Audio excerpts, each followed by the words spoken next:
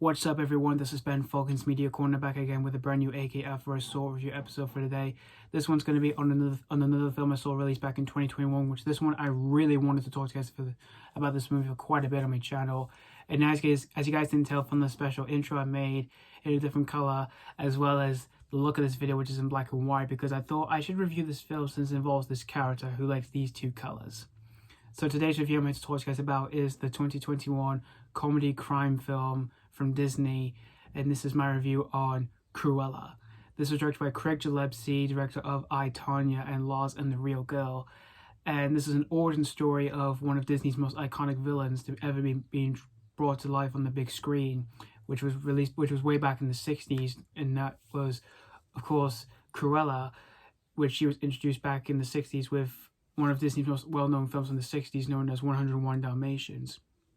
So in this film, this is an origin story about this character, in which she's been portrayed by Emma Stone in this movie. But we see that her name at first is Estella, which she lives a normal life in London, and this is basically set in the 70s era, like the punk rock movement.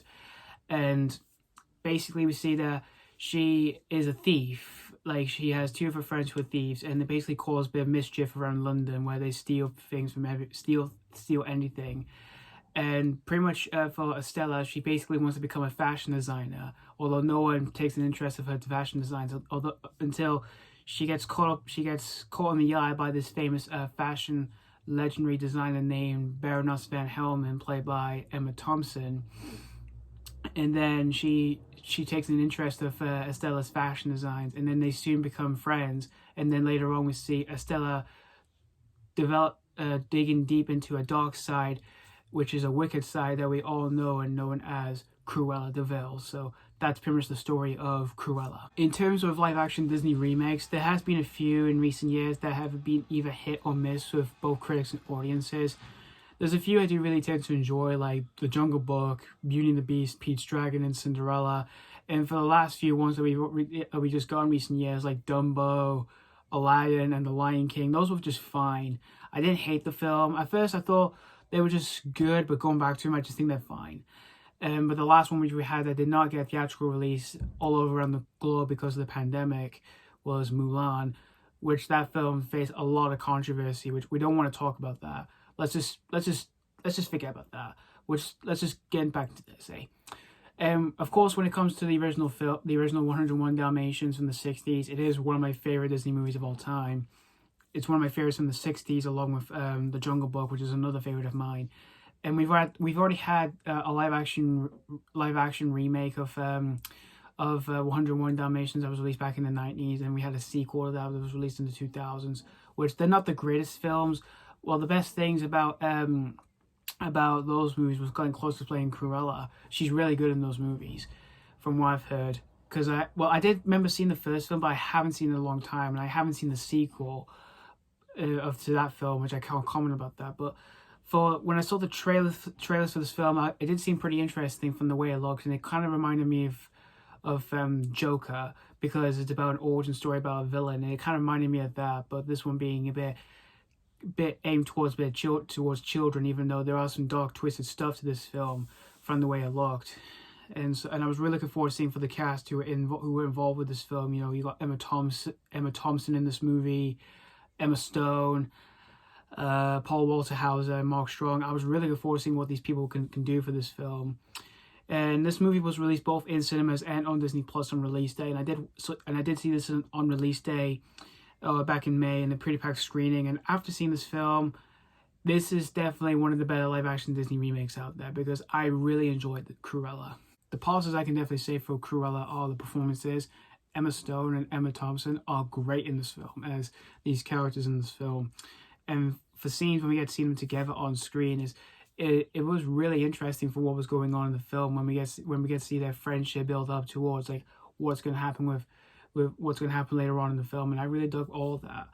And as for everyone else in the film, they were all really good for the most part. And the direction by Craig Gillespie has so many energy to it. There are times where it has enough energy, and then it even goes way above all of that, which I was really blown away from all of that. And for some scenes that go really quick out straight away from your eyes, and you just didn't see what you didn't see coming and all that, which I was really entertained for some scenes like that. And while there are some dark moments in the film, which I kind of knew were coming when I first saw the trailer, they didn't disturb me, but it may disturb some children because there are some like moments with death and some implied violence. It may disturb children if they were watching this film, but for me, I wasn't disturbed because I was just blown away from what was going on in the film. And the costumes in the film are amazing in this film, from when we get to see what Cruella and like other characters are wearing in the film. It's mostly used to Cruella for what she was wearing in the film, which I really loved the costumes and what she was wearing, and they were really amazing to be brought into live action on the screen.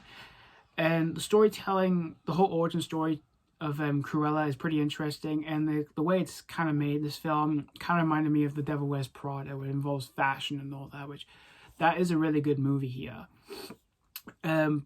And the whole origin story, just the way the way it's being made as well, alongside from all that, kind of reminded me of Joker, since it's an origin story about one of the most iconic villains from any kind of source material and all that, since this is from Disney, and while Joker's DC. But as for issues, I only have a few. Like sometimes, from after seeing like fast, high energetic direction, or that, when we get to see some scenes that does slow down and take its time from all of that.